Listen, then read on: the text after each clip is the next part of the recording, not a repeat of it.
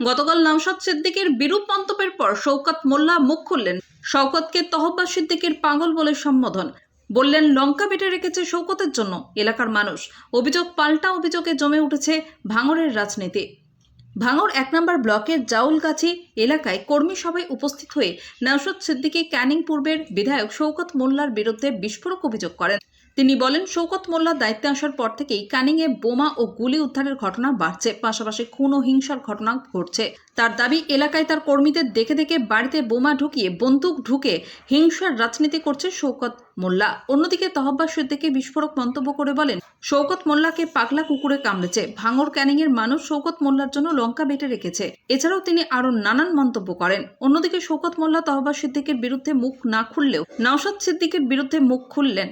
তিনি বলেন, শওকত মোল্লা দায়িত্বে আসার পর থেকেই অন্যায়ের প্রতিবাদ শুরু হয়েছে। শওকত মোল্লা আগে এখানে রাম রাজত্ব চালাতো, এমনকি জঙ্গি কার্যকলাপ চালাতো। আইএসএফ পুলিশকে অপহরণ করতে ছাড়ছে না। 2026 বিধানসভায় মানুষ যোগ্য জবাব দেবে। তবে ইতিমধ্যেই অভিযোগ পাল্টা অভিযোগের রাজনীতি জমে উঠেছে ভাঙড়ে। থেকে বোম হোক, বন্দুক হোক বা বোমা তৈরির মশলা উদ্ধার হচ্ছে, সব জায়গায় আইএসএফ এরই বিরুদ্ধে অভিযোগ হচ্ছে। কি বলবেন? ব্যাপার হচ্ছে, শওকত মোল্লা সাহেব ইতিপূর্বে ভাঙড়ে দায়িত্ব যতদিন না পেয়েছিল, ভাঙড়ে বোমগুলি উদ্ধার হয়নি, বোমা উদ্ধার হয়নি, খুনোখুনি হয়নি। শওকত সাহেব দায়িত্ব নেওয়ার পর থেকে ভাঙড়ে হিংসা হলো, খুন হলো, মারামারি হলো। একটু বুঝতে হবে যে শওকত সাহেব ভাঙড়ে দায়িত্ব পাওয়ার পরেই এগুলো ভাঙড়ে আসছে। কে দায়িত্ব করে নিয়ে আসছে? সঠিক তদন্ত যদি হয়, যদি এনআইএ তদন্ত করে, দেখবেন শওকত সাহেবেরও নাম হয়তো উঠে আসতে পারে। কোটি কোটি টাকা তোলা হয়েছে, দিনে দোকান বন্ধ করা হয়েছে, রাত্রেবেলা তাদের সঙ্গে ডিল করে দোকান খুলে দেওয়া হয়েছে। দিনে জমিতে ফ্ল্যাগ মারা হয়েছে, রাত্রেবেলা তাদের সঙ্গে ডিল করে খুলে দেওয়া হয়েছে। আমি যেদিন থেকে দায়িত্ব এসেছি সেদিন থেকে তৃণমূল কংগ্রেসের কর্মীরা এই প্রতিবাদটা শুরু করেছিল বলে আজকের নওশাদ সিদ্দিকদের গায়ে আজকে জ্বালা ধরছে। জ্বালা আরো ধরবে, সবে তো শুরু। হিন্দিতে একটা बात আছে না, যে তো সবে ট্রেলার দেখ রা হ্যায়, পিকচার আরই বাকি হ্যায়। সবে শুরু হয়েছে, এখন অনেক বাকি, এখন জ্বালা অনেক ধরবে। আজকে একটা বক্তব্য শুনলাম, ভাঙড় ক্যানিং এর মানুষ যাকে জানে, যার নাম শওকত মোল্লা, যাকে পাগলা কুত্তা কামড়েছে, এবং ভাঙড় ক্যানিং এর মানুষ সে পাগলা কুত্তার ইঞ্জেকশন নিয়ে বসে আছে। সেই পাগলা কুত্তা, ওর মাথা খারাপ হয়ে গেছে। ভোটের দিন যত ঘনিয়ে আসছে তত মাথার কাজ করছে না। ওর মুখের দিকে তাকান, আল্লাহ ওর মুখের চেহারা রেট পাল্টে দিয়েছে, মুখটা পাল্টে দিয়েছে।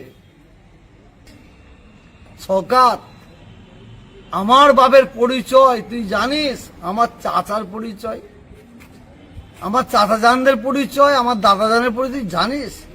কোন খানদানে জন্মেছি, কোন খানদানে জন্মেছি?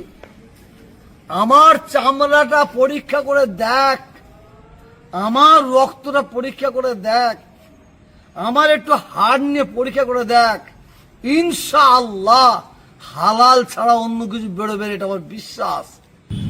এতিমদের তুই খাস তুলে মমতা ব্যানার্জির নাম ভেঙ্গে, মমতা ব্যানার্জি বাংলার মানুষকে দিচ্ছে, বাংলার মানুষের পাশে দাঁড়িয়ে আছে, তাদের ঘর দিচ্ছে, গরিবদের তাদের টাকা তুলা মেরে খাস, কন্যাশ্রীর টাকা দেয় তাদের থেকে তুলাবাজি করে খাস,